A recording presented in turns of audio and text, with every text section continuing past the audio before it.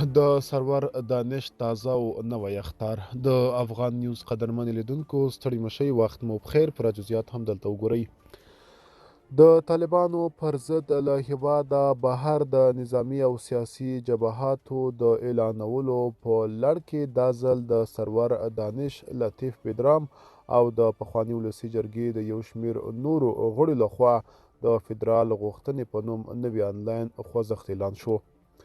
د دې خوځښت د رهبرۍ یو تن غړي سرور دانش ویلي متمرکز نظام هیڅکله د افغانستان په ګټه نه و او له ستونزو د وتلو یوازینۍ لار فدرالي نظام دی. په داسې حال کې چې ښاغلی دانش د کومې ستونزې یادونه نه ده کړې. د هغه په خبره فدرالي نظام د افغانستان د تجزیې په معنا نه دی او د طالبانو په شمول دې ټول دغه نظام ومني. دا په داسې حال کې ده چې سرور دانش د جمهوریت پر مهال په خپلو څو ویناوو کې د فدرالي نظام مخالفت کړی دی. بلخوا د طالبانو د عامې روغتیا وزیر قلندر عباد سرپل ولایت کې یوې غونډې ته د وینا پر مهال ویلي چې پاشلی افغانستان او افغانان یې سره راټول کړي او د سپېڅلي جهاد پر مټ یې هیواد له ټوپک سالارانو خلاص کړی دی.